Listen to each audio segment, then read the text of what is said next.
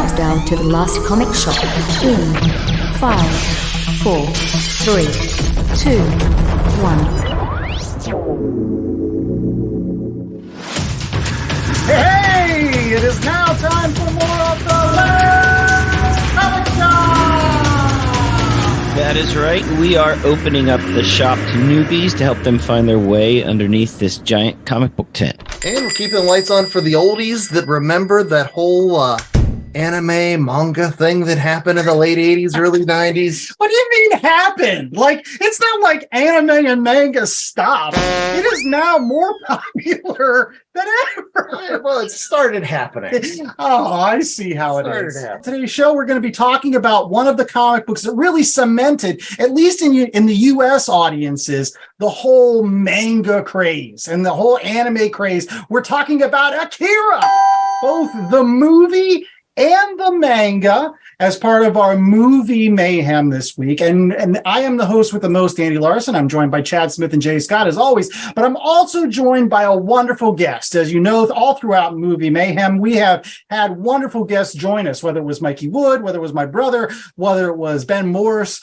Now we've got Jon Engel, who's the regional manager of New Dimension Comics, as well as the showrunner for the Three Rivers Con. Jon, thanks so much for stopping by the shop today. Thanks for having me, guys. And I'm going to do I'm going to pull an alpha nerd and remind you that it is manga, not manga. Thank you. Just like it's Han, not Han. That's right. I feel like I'm at the store having to talk to someone right now. It's manga. Manga. It's the first of many words we will be mispronouncing throughout this podcast. That's true. So just strap in. That's I don't true. know if you pronounce it Akira, because if you watch the anime, half the people are saying like, Akira! Akira's coming! And look, it is Akira! Yeah. And I'm like, is it Akira? Is it Akira? Well, in Japanese, how do you pronounce it? because I watched the anime in Japanese. It's Akira. Oh, there's some nerd cred right there. There you go. There you go. But speaking of nerd cred, one thing that I'm always excited about as a nerd is the Three Rivers Con every single year. And if you are in Pittsburgh or you're going to come to Pittsburgh, it is a wonderful show that happens in downtown Pittsburgh at the David L. Lawrence Convention Center. Last couple of years, it's been wonderful. And so I really wanted to have Jon on today's program to talk a little bit about this show. So before we get started with both our manga review and our anime review, Jon, can you tell us a little bit about this year's event? Absolutely. This year we're back down at the David L. Lawrence Convention Center the first weekend of June, Saturday, Sunday, June 3rd and 4th. We are excited to be back there. It was a great time last year. The venue worked out great. Everybody had a blast. We have some returning guys like Daryl Banks, Howard Bender, Justin Birch, Russ Braun's coming back for the first time in a couple years, Sean Gabarin, Robert Hack, Matt Horak, Ron French, Pat Olaf, a couple of the greater regional guys. We also have some newer guys coming that have never been to the show, like Andrew Petboy. He has never, ever been there, and we are very excited to have him. Tom Zahler, who's never, ever been there. And then for the first time, and I think since the second year, P. Craig Russell will be back. So we have yeah, man. So we have like a fully loaded artist alley, and CBCS will be there for all your witnessing and grading. They also, by the way, do drop off for sports cards if you are interested in doing that kind of stuff, because they are part of Beckett. So if you happen to have like a signed Sidney Crosby rookie and you want to get it graded, you can bring it to our show and set it out at the same time. And again, we have some of the best comic vendors in the Northeast coming. We have guys from Michigan, New York, Jersey, Maryland, Virginia, Tennessee, West Virginia, Ohio. I think there's a guy coming from Connecticut that's a vendor. It's crazy. A couple publishers. So Source Point Press will be there. Ahoy will be there. Oh, man, I'm missing somebody that's going to bite me later. But either way, it's going to be a lot of fun. Most of our vendors are comic book vendors. Last year, we got to see some of these same awesome vendors completely like crush it. Like I watched Daredevil 1 and Amazing 15 and a Spider-Man 1 through 10 all go on the first day. Someone bought all of them from vendors on the first day last year. And some of those same vendors, the same kind of good stock, are coming right back. So JA, you probably want to fly in. Take that 30-hour plane ride and come and hang out for the weekend. It'll be I remember last year, that was the show that I picked up my issue of ROM the Space Link #1 for $15. Yes, I got those. I got all my Machine Mans. I started my run of 2001: A Space Odyssey last year at that show. Mm-hmm. I can say it's going to be a tremendous, tremendous event. And I'm excited. I mean, you finished off your Spectacular Spider-Man? That's right. And I think what Andy's trying to get at is Three Rivers Comic Con is a great convention, but also that comic book focus is really there, as opposed to a lot of the other conventions that tend to go more pop culture and, movie and cartoon stars. You see the comic creators. You get to interact with comic book people.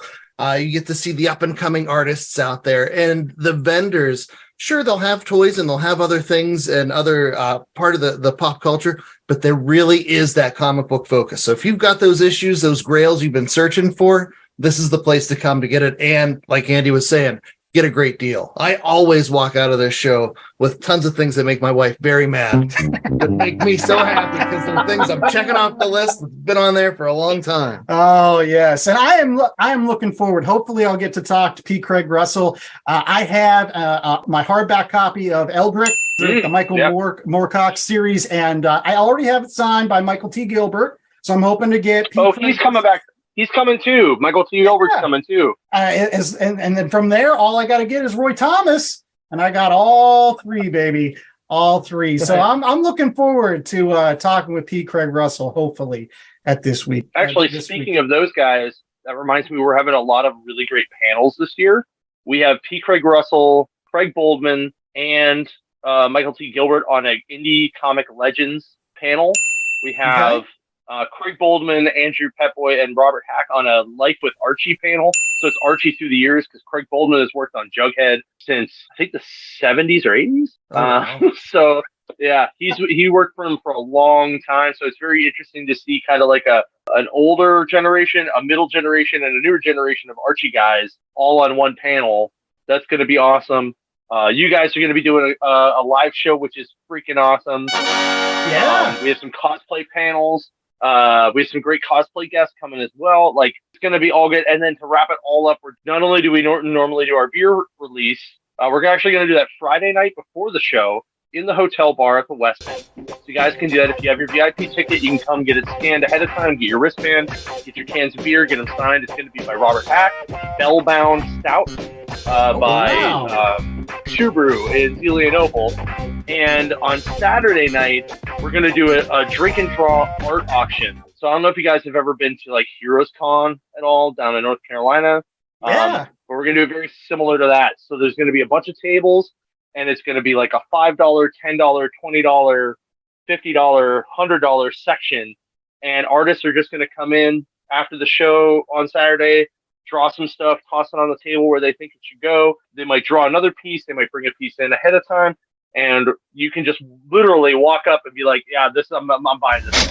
Oh, man. And it goes to Extra Life Charity. It's going to be a great time. And charity on top of that. That's awesome. Yep. That sounds like our kind of event, right, Chad? Heck yeah, I'm salivating at the thought of picking up some great art pieces. Yeah. Some cool sketches there. Well, again, that's going to be this weekend. We'll talk a little bit about that later on the show. We're going to take a quick commercial break, and we'll be right back with more Last Comic Shop. We're going to be talking about the manga of Akira, or how else you want to pronounce it. But again, stay tuned for that. Hey, it's Mikey Wood, frequent Last Comic Shop guest and collector. And as a collector, I'm always in need of boards, bags, long boxes, and more to house all those comics. That's why I use promo code LCSPOD to get 10% off my orders at bcwsupplies.com. Not only does it get me a discount on BCW's already low prices, but I know using LCSPOD at checkout is another way I can show my support to the Last Comic Shop podcast and their continuing mission to bring fans together under that big comic book tent. So if you're in need of comic book supplies, head out to bcwsupplies.com and use promo code LCSPOD today. That's LCSPOD.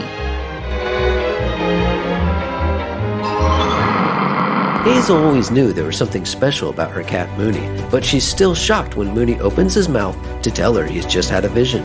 An ancient evil has awoken after centuries of sleep, and only one man can stop it, the legendary warrior Beowulf. Unfortunately, it's been over 1,000 years since he slayed a dragon, and he's been reincarnated as this guy. His name is Victor, and he's more unemployed millennial slacker than mighty warrior. Go to monarchpublishing.net for a free sample comic. And we're back. And so we are going to talk right now about book 1 of Akira. At least that's how I've always pronounced it up until watching the movie here recently. But Akira by whom, J.A.? So we are reading, as you said, book 1 of Akira by Katsuhiro Otomo. It originally ran in the manga magazine, Young Magazine, from December of 1982 through June of 1990 in serialized format. It was then combined into 6 books. We are reading book 1 of 6. Originally published in English by Marvel out of their Epic imprint in 1988. We are reading the Dark Horse version in English. We're reading it in English, by the way. The translation was done by Yoko Umazawa, Linda M. York, and Joe Duffy, with graphics adaptation and sound effects lettering by David Schmidt for Digibox, and also some additional digital lettering and graphics adaptation by Digital Chameleon and Dark Horse Comics. And it was published by Mike Richardson, who was really sort of instrumental in bringing manga to the U.S. And this is one of the books that really sort of touched off the manga craze in the U.S.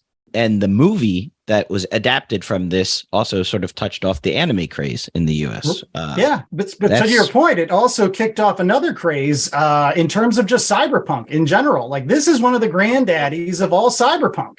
You know, I think we were talking about it in previous shows that one of J.A.'s favorite, novels of all time is Neuromancer by William Gibson. And this predates Neuromancer at least by 2 years. Now, I think you said that William Gibson had been working with like the notion of cyberspace and all that stuff before this, but at least it was before Neuromancer, right? Yes, it's before Neuromancer, not before Burning Chrome. That was sort of where cyberspace was coined by Gibson, and that came out also in 82. So it's in that era, the same sort of time when all these ideas were being played with, like the future tech. Those dystopian futures, and I think that's a great segue into the 10-cent synopsis. So here it comes, because I will say this, I had not read this book before this show. I'd seen the anime, but I'd never read the manga. And not only did I read volume 1, which I was supposed to do for this show, but I actually read volume 2 and 3 and well into 4, just simply because after 1, I just started devouring it. Like, it was so hard to put down. But simply put, this happens in a post-war Tokyo. Like, in the future, 1992 is when this bomb goes off and destroys part of Tokyo, and then it starts World War III or whatever.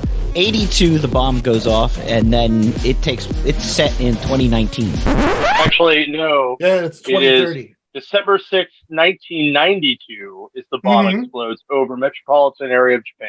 And that is legitimately the very first thing in my copy of this book. No, you know what? Because I'm reading it. So in the Japanese, it was 82, and then they updated it to 92 in the English edition. Oh, there you go.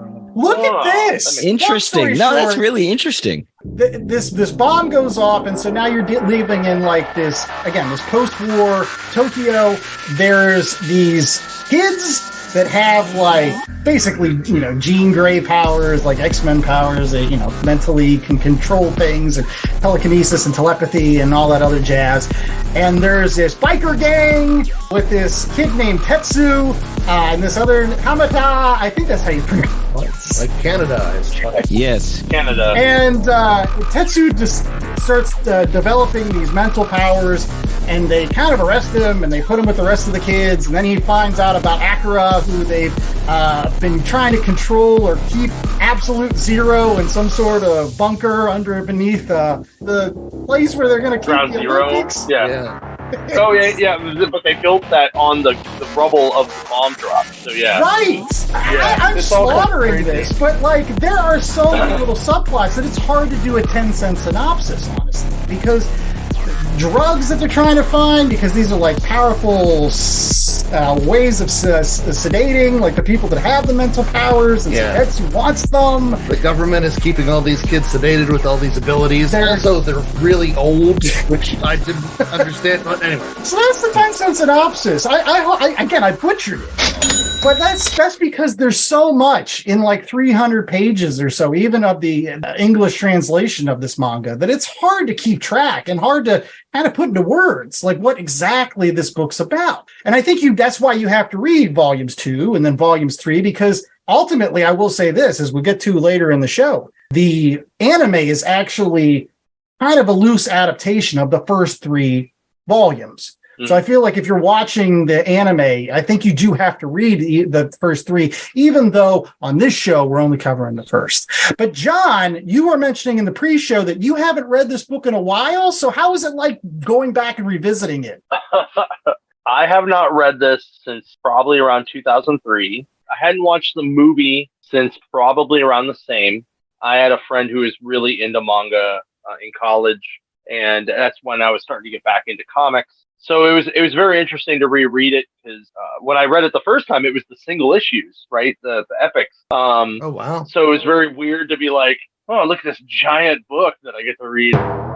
It was a lot of fun to reminisce into it, but it also brought a whole bunch of those cringe moments where you're like, yeah, you can't really do that in comics anymore. But I remember this book.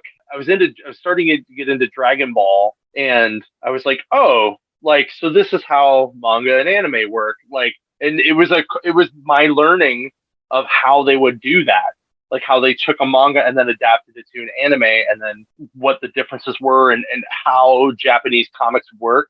Like, this was my first foray into that. So it was very cool to reread it and check it out again. And it was definitely weird watching it against the movie, because while yes, it goes through 1, 2, and 3, it also kind of does 1. This book doesn't flesh out the other characters like 2 and 3 do, and the movie does. It's the same front to back story, and we can talk about some of those cringe moments and how they made. Weirdly, they fixed them for the movie though.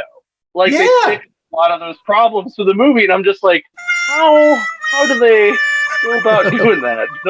Okay. So they already knew they had to do it. Right. I mean, I will say this, that one of the main characters in both the anime and the manga is this guy named Kamada, who's like, again, the gang leader, the kid that everybody looks up to. Even Tetsu is this person with these powers, these, tremendously awesome mental abilities. He has a hard time like fighting this guy, because like he looks up to him like an older brother or something. So he like always like freezes, like, oh, he also has a bit of an inferiority complex when it comes to, and I think that also drives him. But in the manga, this Kamada guy, he's a real douchebag. He really is. Like, oh, he's semi-rapey. Like, there were some rapey more vibes than semi-rapey. And I'm just like, oh man, and like the way he like completely just like disregards the nurse who's his one girlfriend who is probably pregnant at that point, and like he just kind of brushes her off, like go back in the kitchen and make me some more drugs. Like, what the hell? But at the same time, he's like super competent from like an action hero standpoint. This guy can't die. Like, I get it. Like, sometimes, you have the main character and the protagonist or whatever, and they live a charmed existence, but he really does. Like, there are moments, like there's this one where he's on this bike and he like has to leap off like this edge, and he flips backwards and lands on this other speeding bike. And like, this doesn't happen in real life, but it happens with him. And he has like such, again, confidence, such like, he's like cocksure about everything. He's just like, yeah, we're going to do this. This guy has mental powers. Forget it. I got this laser gun. He's dead. So, but it's really different compared to the anime, which they kind of like grow up the character a lot. He's a lot more sympathetic in the anime, right, guys? I don't know. For me, the anime and the book were two totally different experiences. So I was going to hold off on that until we get there. But for like the book, for me, the big thing, because I'm not a big manga guy. This is like really great entry level. And I'm sure this was probably a lot of folks' first experience getting into the manga, where they do a lot of Americanization, where this isn't like your traditional manga that you have to read, from right to left. And so they take care of that for you. I don't know, just from a craft standpoint, like I really enjoyed this. As far as character work, I don't know. I'm not sure the characters were all that fleshed out for me just from volume 1. And maybe that's something that I'm missing from books 2 and 3. But Canada can do whatever he wants. He should be dead 4 or 5 different times. But those scenes are so exciting, and the action is so vivid and so excellent that you're like, yeah, okay, whatever. Let's just take the ride. And like that's his attitude throughout the book, and that's how the book works, why the book works, I think. One of the things I wanted to pivot to JA is because, again, being from the Philippines, like manga is huge over there, right? And so you've read other manga. What did you think of this one compared to some of the other stuff you've read? It's much more adult themed than several of the manga that I've been exposed to, I've read before. It also dealt with aspects, and they got rid of them for the movie, the whole drug aspect of the plot, having drugs to suppress the headaches and the pain and all the kids doing, essentially, I guess they were meth. I mean, they're doing amphetamines and things. All of that they just got rid of. I think it's probably a little bit too dicey for the anime. So that was very interesting to seeing sort of a lot of different parts of Japanese culture being looked at and investigated, because there was a drug issue among kids in Japan in the 80s. There was biker gangs and these kids sort of feeling that they're not part of adult society. And that's the one thing that I found very off-putting. Maybe not off-putting, but it took me out of the bit. Like, all of the protagonists and all the main characters in this book, with the exception of the Colonel, are like 15, 16 years old, except for, like the jobbers that run around, all the cops and whatnot, all the no-name people. Everyone's a kid. And I guess that's meant because they're meant to be read by children. So it makes the connection a little bit closer. And it's just, I guess I could draw the parallel to like X-Men when they first came out, or New Mutants. They were also kids of that age, but these kids seem to be doing very adult things. Much more adult things. I don't know if this is aimed at kids really, and in the between maybe the anime and the manga. Maybe I just wasn't cool enough when I was that age. I didn't run around popping pills and riding motorcycles. So it might be me. It might be me. Shooting guns, moving stuff with your mind, whatever. Simple, every 15-year-old dream, right? Yeah, I kind of agree. Like, it was much more mature than I remember it being. But I also read it 20 years ago, so I would have been like 21. So I am more mature now reading this. And like I said, looking back on it, I'm just like, man, there is so much stuff in here that is like super 80s. And like, it's like watching like a National Lampoon's movie now. Like, man, they can never make that today. You know what I mean? Even like things like RoboCop. They could never make RoboCop today. They tried. It didn't work. Right. The last question I had before we get to ratings is, again, I said it earlier that this flowed so well that, like, again, it was the first time I had ever read it in manga form, and I immediately had to move on to volumes 2, volumes 3. J.A., Chad, John, I know that you've read it before. Did you immediately want to pick up volumes 2, volumes 3, and just continue the story? We'll start off with J.A. Yes, I actually did pick up volume 2, 3, 4, 5, and 6, and I've been reading them off and on along with my recommendation. I had to continue. Also to see how it differed from the movie, because I thought the movie did some things a lot better than the book, and I think Chad's going to get into this a lot. But also the movie got rid of whole plot lines and whole subplots. Yeah, and I will say that volume 2 is... it's like that classic anime where it takes like, I don't know, like 50 pages just for an elevator to go down like 3 levels. You're like, okay. It's like watching Dragon Ball and you're like, all right, how many episodes are we going to get to this fight? Because like it's been building up for like 15 episodes now. We just want to see the fight. 50 episodes till the spirit bomb, 35 episodes till the Spirit Bomb. 20 episodes of the Spirit Bomb. And then the Spirit Bomb doesn't work. Shit.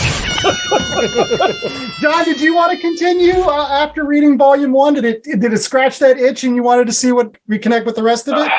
So I watched the movie before I reread it, mostly because I had access to the movie before I had to go pick up the book. And part of me wants to keep reading it, but I also don't have a lot of time, especially right now, this time of year.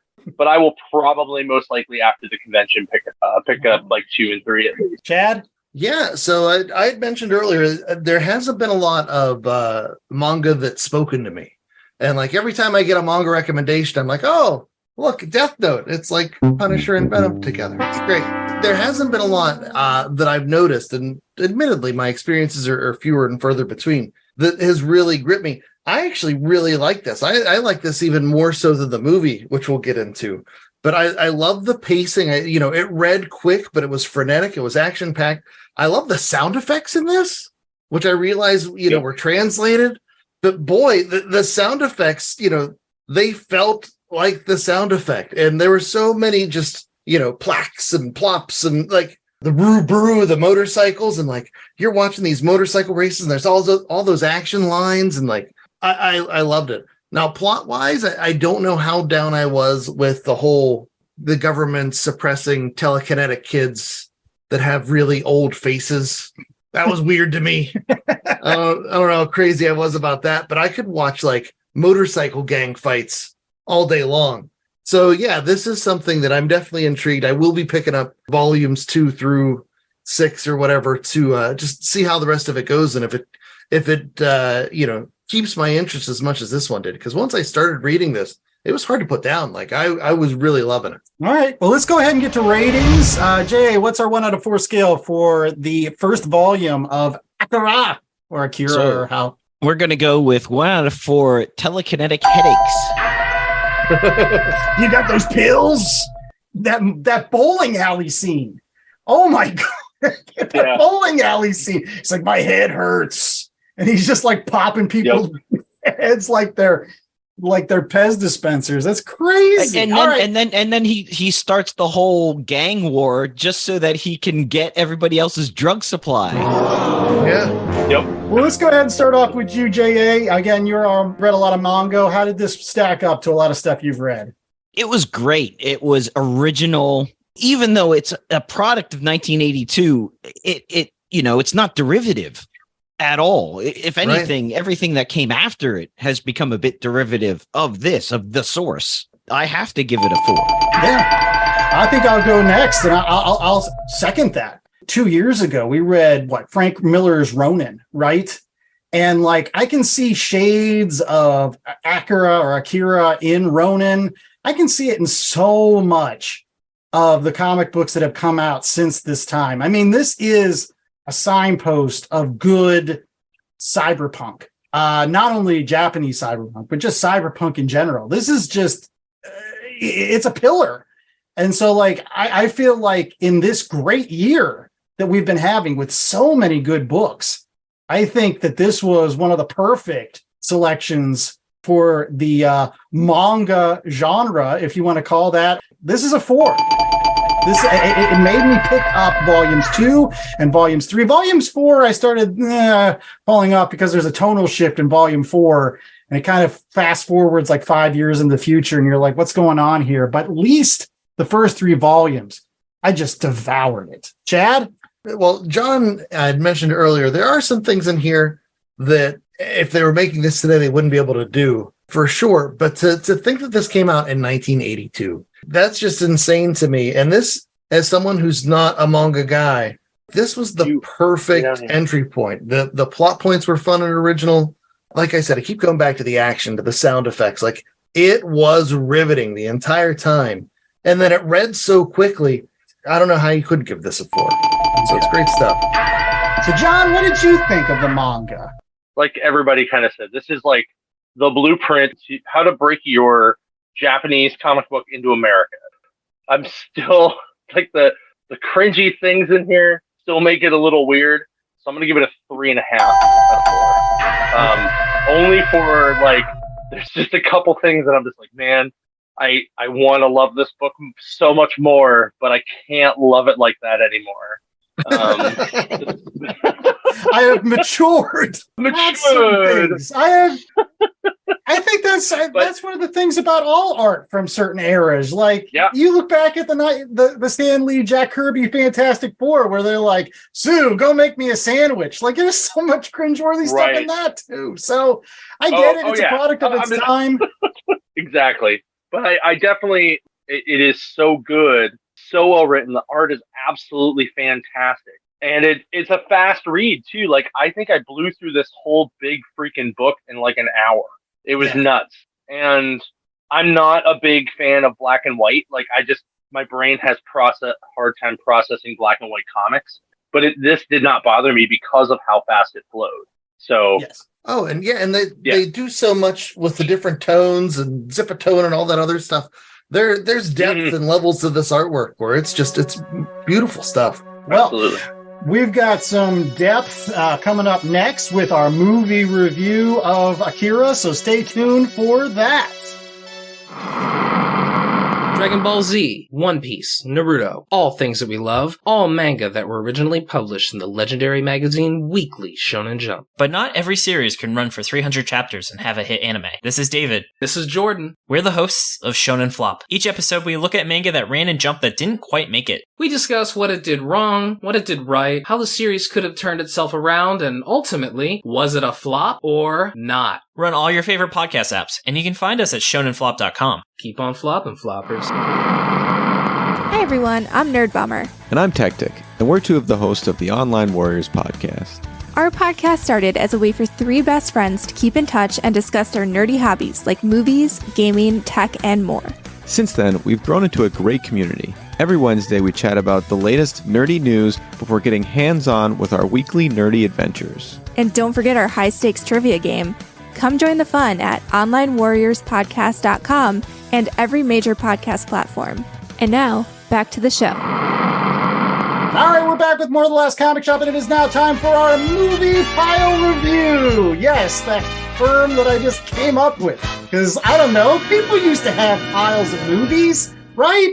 I mean, they used to. You used to have a stack of DVDs, and you just lend them out to your friends. Here, take this. They take that. How do kids even know who to be friends with anymore? You can't walk into somebody's house and see all their CDs and DVDs and immediately start judging them. That's right. You're not sharing mixtapes or underground like recordings anymore. Come on. Honestly. Yeah. You're not even sharing graphic novels anymore. You're just going, hey man, pull this up on Kindle. Come on. Yeah. No, I made a mixtape for somebody, and it ended up being a YouTube playlist. What? There you go. Nowadays, you just have to talk to people, which nobody wants to do. They just want to use social media. So it's like, it's weird. I just share my Spotify list with you, and we'll be okay. There you go. Well, one thing we're going to share is our thoughts on Akira, the anime, and how that is both similar and yet different from the manga we just talked about. So, J.A., why don't you give us a lowdown on the anime? So, when did this come out, and how is it? Who worked on it? All right, so it was released in 1988, directed by Katsuhiro Otomo, the author and writer of the original manga, based on a screenplay by Otomo and Izu Hashimoto. It was produced by Ryohei Suzuki and Shunzo Kato. It starred a lot of Japanese voice actors. So unless you've watched it, and then it got translated and dubbed into English, so you can watch it in the Japanese, you can watch it in English. I'm not going to run through all those actors' names because based on which version you watched, those will be different. You can find the Wikipedia for that. I will say that what was quite interesting is they made this what they called the Akira Committee, which is like a conglomerate of all these different entertainment companies that were brought together to produce the film. And it didn't just include like hand-drawn animation. There was computer-generated imagery specifically around sort of the animated pattern indicator that was used by the doctor to see, the singularities that was all computer animation. So there's lots of different things going on. It was pushing the boundaries of what anime could be at the time. And like the manga before it, it really pushed the boundaries globally on what anime was and opened up the West to anime. And so it's my job to synopsisize this. And basically, you're getting a lot of what you got from chapter 1 in the book. You get the bicycle gangs, you get the Canada and Tetsuo and their relationship together. You get the weird, creepy little kids with their mental abilities, with their old faces, which I still haven't gotten over. And you have the government trying to shut things down. You get some really brilliant animation, especially considering it came out in 1988. Neo all Tokyo. All full color too. Yes, yeah, get your colors this time. And then you get the whole big ending scene where people are yelling at each other, and it's Akira's coming, and then there's explosions, and things are being sucked in and sucked out, and then I fell asleep, and then it was over. And there's a giant flesh monster at one point. Oh yeah, yeah, and lots of bubbles. There are lots of things that bubbled and gurgled, and yeah, I'll get into that too. I think John had brought it up in the previous segment. In some ways, both sanitized and synopsisized the manga, especially the first 3 volumes, to make this movie. But at the same time, in doing so, like, you lose a lot of subplots. Like, there's like this whole subplot with this elderly Japanese lady that's also one of the, I guess, test subjects or whatever. She has a number on her palm, and she's like some person that can see the future, and she runs a cult that's trying to like overthrow the government. And the only thing in the anime that you get is like, after Tetsu puts on his cape and is like walking around on this bridge, she comes out with a bunch of like other cultists and like immediately dies. But she's like a huge character in the books. Yeah. John, what did you think? You know, again, the manga versus the anime. Do you prefer one or the other, or do you just think they're like different animals? I mean, they are different animals. I think I slightly prefer the movie more because it streamlined the story a lot more, and it took out a lot of those random, like, weird subplots, but it also filled in some of the plot itself. Like, we see Tatsu go from in the hospital bed to that hallway scene that's awesome, where he runs into the doctor and the colonel, and that's not in the book. Like, and then we see him back, like, meeting everybody.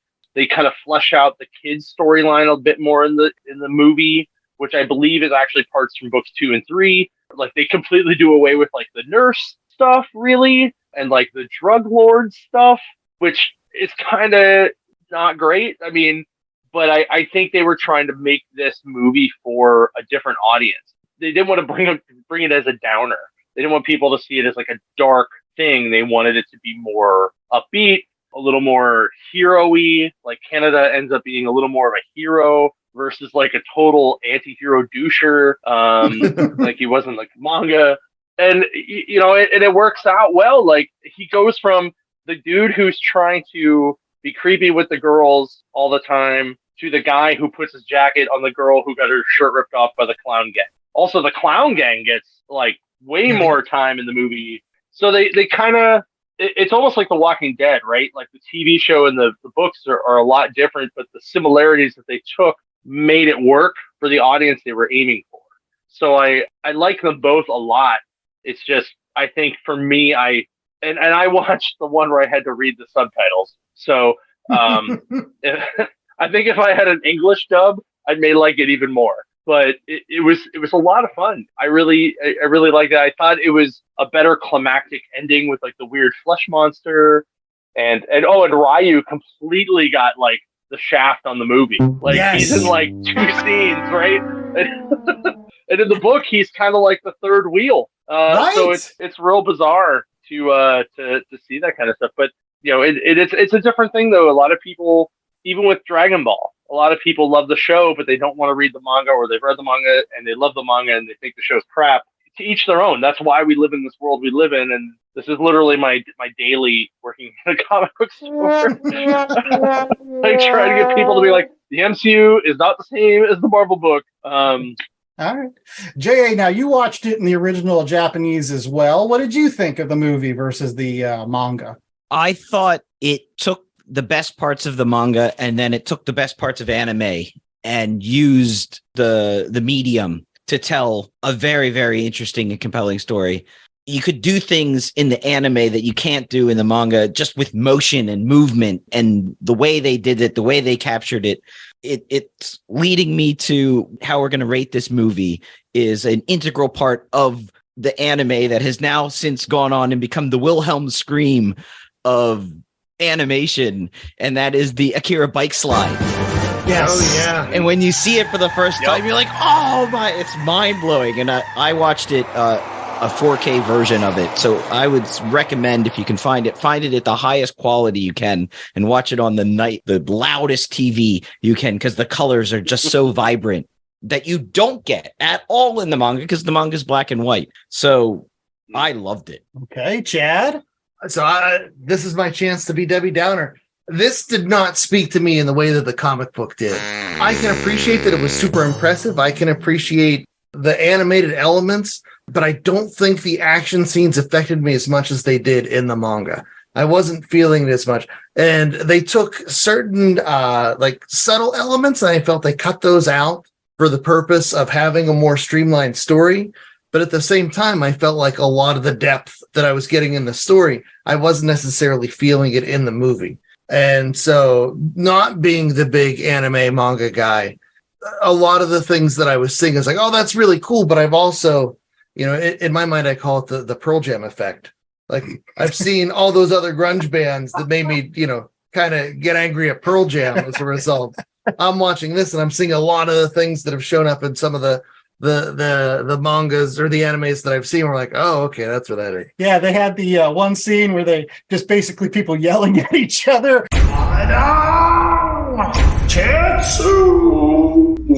And there was just something too, like whatever they were animating, a lot of the violence, it didn't seem as bad to me in the black and white book. But whatever you put it in there and you're seeing the bullets go straight through, and like they're standing there and they just continue to shoot at somebody and put 25 bullets and all the bubbling, and there was just a lot of like gross visceral stuff that was intended to be gross and visceral.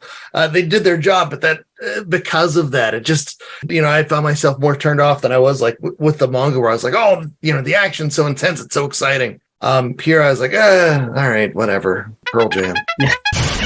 I'm of two minds of this, honestly. I mean, I'm one of these guys. I think I agree with Chad that I prefer the manga a little bit more, just simply because with the manga, you had an opportunity to kind of take your time a little bit, and the build up. Like, again, that whole volume 2, where like, again, I joke that it takes like 50 pages for them to find Akira in the cryogenic chamber underneath the stadium. But like the build up to that, and how you have Kamada and Ki. We haven't talked about Ki enough. She's the main female protagonist in this, and like barely in the movie at all. Yeah, but in the books, like they have this organic relationship that kind of builds over issue after issue. And to John's point, there's like this third wheel character, this Ryu character that's always kind of in the way, and it's they got the Sam and Diane thing. So you're always like, are they going to get together? I kind of want them to get together, but like, boy, Kamada's a real jackass. So like, I really don't want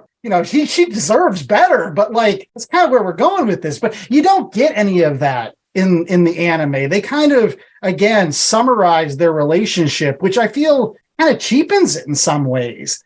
But at the same time, I feel like the anime does a better job of giving you reasons why Kamada and Tetsu actually give a shit about each other. Like, I don't think in the books you get that as much. I think Tetsu has headaches, and then eventually he just wants to find Akira, and that's what leads that plot on. In the anime, they tap more into like that kind of brother relationship, older brother, kid brother thing, and you can kind of relate to that a little bit, that sibling rivalry. I think that's what makes that final scene so powerful, where Kaneda is going and reliving Tetsu's childhood and the Esper's childhood, the ESPers, the little kids, and seeing how they were sort of worked on and experimented on. But then he sees Tetsu's life from Tetsu's eyes and the friendship they had. And it's quite powerful at the end when you know that Tetsu's going off to become something else.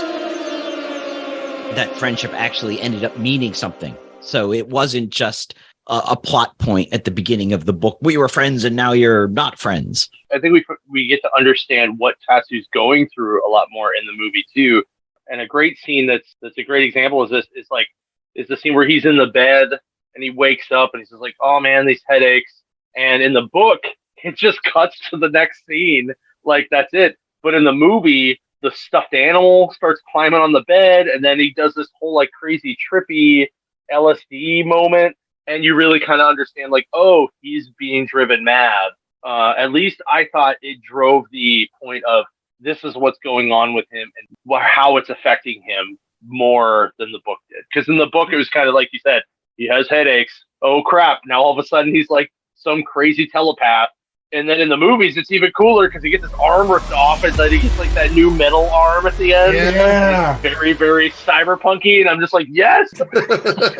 But you're right. There are those kind of moments in the movie that kind of humanize him for sure. Like both him and Kamada are both more sympathetic characters. And you don't really get that in the manga. They're just kind of, but I will say this, and I want to get everybody's thoughts right before we go to ratings, is that the character of Akira is way different in the manga versus the anime. And like, and spoiler alert, in the anime, they're just a bunch of jars, which I was like, what is this? In the manga, he's an actual real boy. Like it's a boy, and like for a whole volume, he just walks around and dates. He's a real boy. He is. And so, like, what do you guys think of that with like just the jars and the anticlimactic, like, oh, that's what they were after? He's been dead for years. And just like, I thought that was a letdown. J.A. No, I thought it was a nice little swerve. Because you're expecting to see like this ultra powerful boy or ultra powerful man or ultra powerful something, and then it's just a bunch of jars. You're like, oh, and then he does come back in a moment. He does reform within the singularity before he goes off into another plane. But I like that. I like the swerve. It played with preconceived notions and conceptions that you might have, and it said, you know what? We're going to take what you think is coming, and we're going to throw it away. John? I kind of like the swerve as well. I didn't want another ugly kid. And B, I thought it would have been distracting in the movie version for them to be like, okay, well then what about this other whole body of a dude over here, right? Versus like, you've built this whole thing with Tatsu becoming the bad guy. You can't throw another guy in there and expect that to happen. Even though they keep talking about how Akira was the one who dropped the bomb and all that kind of stuff. So I kind of liked it. I didn't really care that it was jars of brain, but I was kind of like, what the hell? Had it been like the severed head in a jar, like Walt Disney, I'd have been okay. I wasn't actually expecting to see him at all in the movie. And again, I had seen it 30 years ago, and I was like, is he in this? I couldn't remember at all. And I thought they did well with the way they adapt that aspect. Chad? Yes, I had only read book one where they're just teasing Akira. Okay. Akira, so I didn't know what to expect. So I just assumed it was brains and jars. No, but I'll say this before we get to ratings. The reason why I preferred the manga is just simply because after a while, it seems like Tetsu wanted a younger brother himself. And so like that was kind of driving him, like, especially at the end of volume 3, not to give too much away, but there's a different way that volume ends, which I think is equally as powerful as the way that the Akira anime ends. Again, it was actually kind of a letdown moving on to volume 4, because it was just like, wow, like that's where we're following up with this, because volume 3 ends with such, well, you just have to read the manga. That's all I got to say. Let's get to ratings. So, J.A., what is our rating scale for the anime? So, as aforementioned, it is Akira Bike Slides. Yes. All right, John, we're going to start off with you. How many bike slides are you giving this movie, buddy? I'm going to give it, 3 out of 4. Okay. Kind of because like there were parts from the book I wanted to see in there a little bit more. And I think some of the changes, while I thought most of them were good, some of them were a little bit off. I wanted to see more with the bartender. I wanted to see a little more with the clown gang on the Tatsu side versus just them being there. Because like in the book, they made more sense because he eventually took them over or whatever. In the movie, it's just like, hey, it's the rival gang, and we're just gonna show up every once in a while and be the bad guys. Like it felt very like Cobra. They had to be there for Jones to show excuses for up. motorbike scenes. Right? But you know, it was the blueprint for a lot of great anime, and it was what turned a lot of people onto the medium. So, you know, 3 out of 4 is where I'm gonna go. All right, Chad. I think I'm going to agree with the 3 out of 4. This is not for me 3 out of 4, where there were lots of things, like I said in the movie version, that didn't necessarily speak to me as much, and I'm like, oh, okay, this is where this starts. There were just the violence level was ratcheted up, and the bubbling. I keep going back to seeing so many different things bubble. Oh, I didn't like it. It was uneasy every time. But as a product of its time, this is coming out in 1988. It pushed the bounds of animation. It brought this entire wave of anime, along with it. And it's so important and influential to do anything, below a 3 would be a disservice. And there are parts of it that are really fun and really cool that I enjoyed.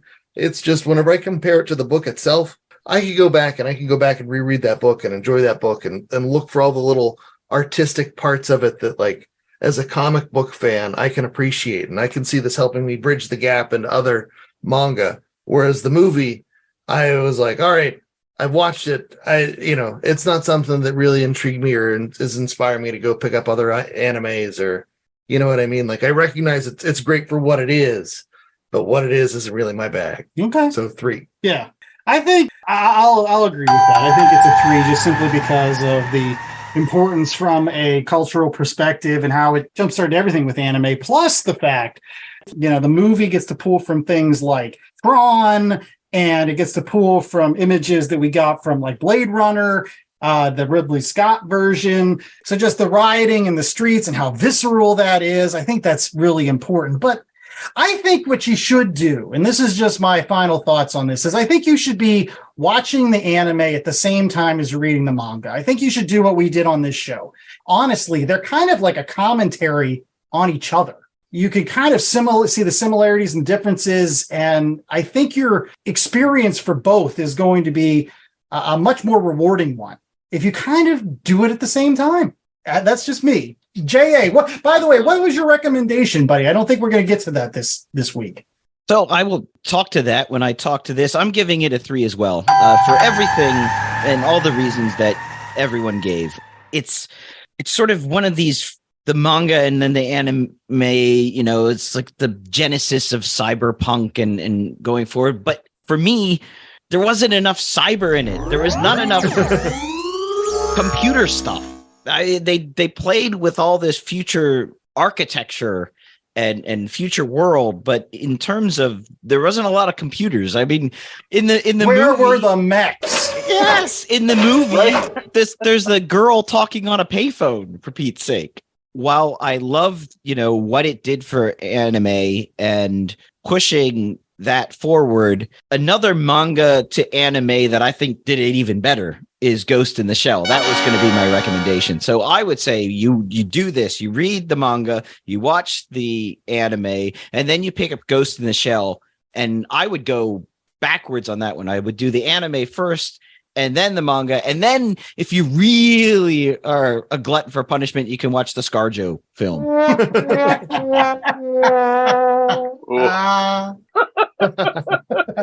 So any case, that was all the time we had for Last Comic Shop this week. I hope you enjoyed our review of not only the manga, but the anime of Akira. John, thank you so much for being on the show this week. Again, why don't you tell everybody about the Three Rivers Con? It's coming up this weekend, right? Like, where's it at? What days? All that great stuff. All right. So June 3rd and 4th, downtown at the David L. Lawrence Convention Center, downtown Pittsburgh, right on the river. Gorgeous. Bottom floor. You can get your tickets at threeriverscomiccon.com/tickets. You can get all the information on the artists, the hotel block, the panels, beer release, everything, all at threeriverscomiccon.com. It's good on your mobile. It's good on your PC. It's good on your tablet. If you want to not wait in line and buy a ticket, just go to our website, buy your ticket ahead of time, download it. It goes right to your phone. We can scan it right off your phone. Everything's good. Make sure you check out the beer release on Friday night at 7:00 in the Bill's Burgers at the West End. And then don't forget to check out the charity art auction / drink and draw on Saturday night after the show. Hopefully make some money for charity. It's going to be a great show. We're excited to have everybody there. We're putting the comics back in Comic-Con again. And we thank everybody who is part of it and has come and supported this. And thank you guys for having me on here. This has been great. I always love coming on the show. You guys are some of the best guys to talk to about comics in the city, and I love it. Oh, well, thank you so much. And we will be there. If you see Chad or I or Mikey Wood, J.A., unfortunately, he won't be flying in. He'll be phoning in. He'll be there. I can bring him up on my tablet. Gotta get me one of those rolling things. I can roll around like a robot. You're going to be dressed like Canada, and we're just going to have you on a I'll just be going around. Segway. Right? But yes, if you see us, make sure that you say hello. We are going to be doing a great panel during the show, so make sure that you're checking out our live episode of The Last Comic Shop at Three Rivers Con. We cannot wait. And even though we can't wait for that, we also have to get to the end of the show, so you know what that means. Lightning round. All right. So, Andy, what's the name of the website? www.lastcomicshoppodcast.com. Jay, what's the merch people can find on the website? Bikes and t-shirts and tote bags.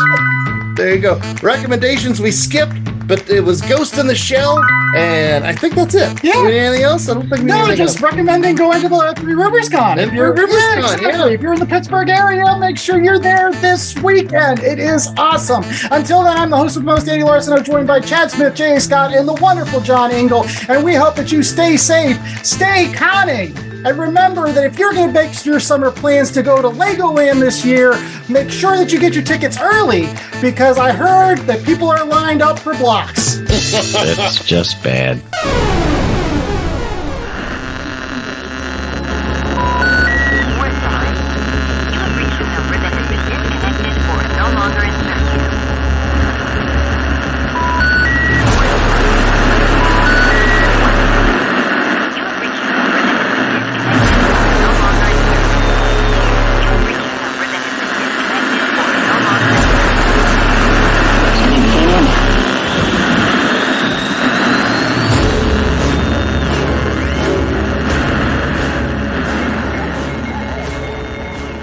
The Last Comic Shop was a 2023 Black Angus production.